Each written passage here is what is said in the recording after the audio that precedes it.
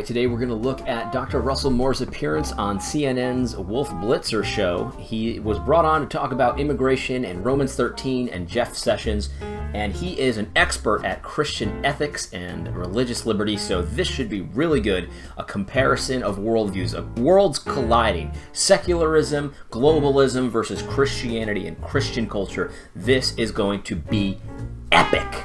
Let's check it out. And that includes my next guest, Russell Moore. He's the president of the Southern Baptist Ethics and Religious Liberty Commission. Dr. Moore, thanks so much. This is going to be good. For joining us as someone who knows the Bible as well as you do. I wonder what goes through your mind when you hear the Attorney General use it to defend this specific policy.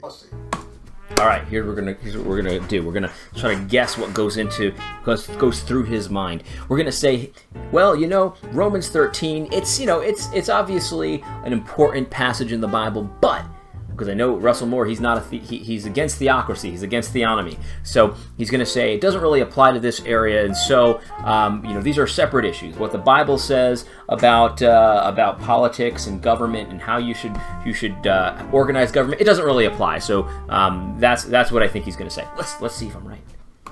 Well, Wolf, we all have moments when we could use a little more time in Sunday school, and this is one of those moments for the Department of Justice. Romans 13 does not mean that was a good one, man. He made it funny. That was a good one. I like it. Mean that any law that the government passes or carries out is a good law or a just law. Maybe he is a theonomist now. Romans 13 does not mean that every law a government passes is a good law or a just law. I completely agree with that. And the standard is God's law. So what we do is we go to the law of God and we determine what the general equity of that law is, because it's not a one-to-one transition. We understand that. There's a different cultural time, there's a different covenant and all of that thing. So it's not a one-to-one thing, but we determine what the general equity that we can apply today is, the moral principles, if you will, and that's how we determine it, whether it's good or bad. And so this is interesting. This is getting good. This is getting real good. Romans 13 simply means that the governing authorities are put in place for a reason. And the reason, the Apostle Paul says there in Romans 13, is to commend that which is good and to punish that which is evil. That's also good. I mean, I'm getting pretty interested here because what we do is the government is supposed to, Christians should be advocating for a government that approves and promotes what's good and restrains and punishes what is evil. And God is the standard. You know, God tells us what is good and evil and what the government should and should not do against that good and evil in the scriptures. And that's what the general equity principle is all about. But you know, I'm getting confused though, because, you know, a few years ago, there was that woman who, she was like the county clerk or something, and she refused to approve same-sex marriages.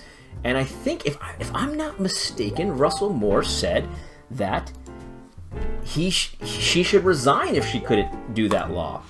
Sorry, my brother is messaging me. But that's weird though, right? Because like, if that's what the Romans 13 means, then shouldn't that woman have done her job and not approved of what is evil as a government official? Because God set her up there to do that. This is kind of confusing though, right? Like, Dr. Russell Moore is a little bit inconsistent here, I think. I wasn't sure if I was remembering this correctly. In fact, I was remembering this correctly. This is an article that Dr. Russell Moore wrote in 2015 regarding the Kim Davis situation. And here's what he says. He says, "Let us be clear, government employees are entitled to religious liberties, but religious liberty is never an absolute claim, especially when it comes to discharging duties that the office in question requires. While government employees don't lose their constitutional protections simply because they work for the government, an individual whose office requires them to uphold or execute the law is a separate matter than the private citizen whose conscience is infringed upon as a result of the law. It means the balancing test is different when it comes to the government officials because of their roles as agents of the state. Government officials have a responsibility to carry out the law. When an official can no longer execute the laws in question due to an assault on conscience, and after all, accommodating measures have been exhausted, he or she could work for change as private citizens, engaging the democratic process in hopes of changing the questionable law." This is very typical of Russell Moore. He's not saying it, but he is saying it. He's saying that Kim Davis should resign because she can't uphold the duties of her position. So likewise, if Jeff Sessions can't uphold the duties that he's required to do according to law, he's required to enforce this law at the border, should he resign and just let somebody else do it? There's obviously a imbalanced scale here. There's obviously an agenda here, and it has nothing to do with the biblical basis for the rule of law and doing your duties. It's hard for me to imagine that children clinging to their parents in a very, very difficult time could be classified as evil. I think I understand what the attorney...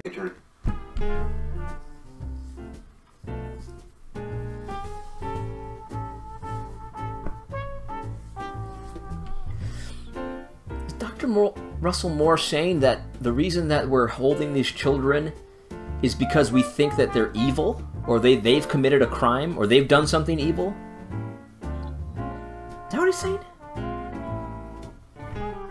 Now, there's two options here, because the one option is that Russell Moore doesn't know what he's talking about. He's ignorant. He's just not intelligent about this. And I don't think that's true, because he's got a PhD, and he always struck me as a highly intelligent person. But the other option is that he's misrepresenting the truth on purpose to accomplish a different goal, because nobody's arguing that the children have done evil, and so we need to restrain the children. That's not the argument.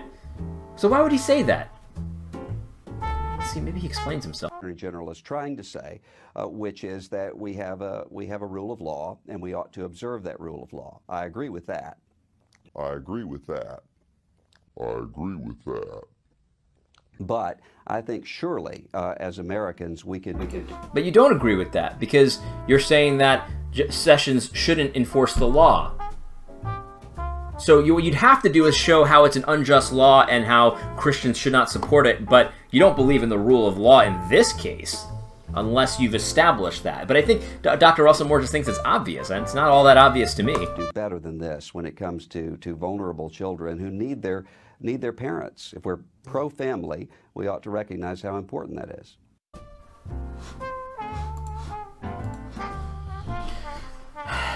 So he misrepresented the problem. He makes it seem like we're saying that the children are evil. He doesn't offer any biblical insight at all as to why this is an unjust law. He just kind of says that it is, or at least questions whether or not it is. Was he? I mean, yeah. I think Dr. Russell Moore just got used. Or maybe not. Maybe he wanted to be used. If you want to be used and then you're used for the pagan, secular, evil people in the United States, if you want to be used by them, are you really being used? Well, I don't know, but here's the problem. There was no collide of worldviews there. Their worldviews were exactly in line when it comes to this issue. And that's a problem, especially for the director of the ERLC of the Southern Baptist Convention. In all seriousness, though, I think that this issue is not as crystal clear as a lot of people on the Christian left. And let's just call it what it is. I'm just going to call them the Christian left going forward. But the Christian left is trying to make this seem like it's so obvious and so simplistic and all of that. And if you don't agree, then you're some kind of evil, racist, bigot monster. And that's just not the case at all. This is a much more complex issue than this. Now, I tend to agree with an immigration policy that makes it quite easy to come here, so long as you're willing to assimilate to our culture, our rules, and live by those rules as well. In ancient Israel, the stranger that is so often referenced is somebody who was willing to live under Yahweh's rule, because Israel was ruled by Yahweh himself. It was God's rule. It was a theocracy. And so those strangers, those foreigners, whether it was a Philistine or an Egyptian or whatever, they were allowed to be there and allowed to engage in trade and all these things within Israel if they were going to follow Israel's law, God's law, the theocracy. So they were going to be essentially assimilated into Israeli culture. It would be like a convert. And so that's very different than what's being talked about now, because we're being asked to take in as many of these refugees. And some of them are Christians, I would assume. Some of them have a Christian background, but also Muslims that have no intention of following God's law or anything like that. In fact, they want us to follow their own pagan law. And so it's a very different thing. This kind of globalism, this kind of multiculturalism, that's not what the Bible had in mind. That Israel had one culture. They had multi-ethnicities, but one culture. And so that's a very different thing. And so this is a much more nuanced conversation than a lot of people like to make it seem. Frankly, Dr. Russell Moore thinks that we as Americans can do better. Maybe he's right. I would probably tend to agree with that. But I gotta say, us Christians having these kinds of conversations, we can definitely do better. You don't just get to quote, love your neighbor as yourself and assume that everyone's on the same page. That has a specific meaning, and it has a contextual meaning, and that meaning has to do with the law of God. So if you're gonna dismiss the law of God out of hand for the nation, the way that Russell Moore does, I mean, I've seen him write articles about how God's law, would be terrible for the United States. Well, if that's your position, then you're going to have to explain yourself when you start using God's law to defend certain things. Anyway, I hope this is helpful. God bless.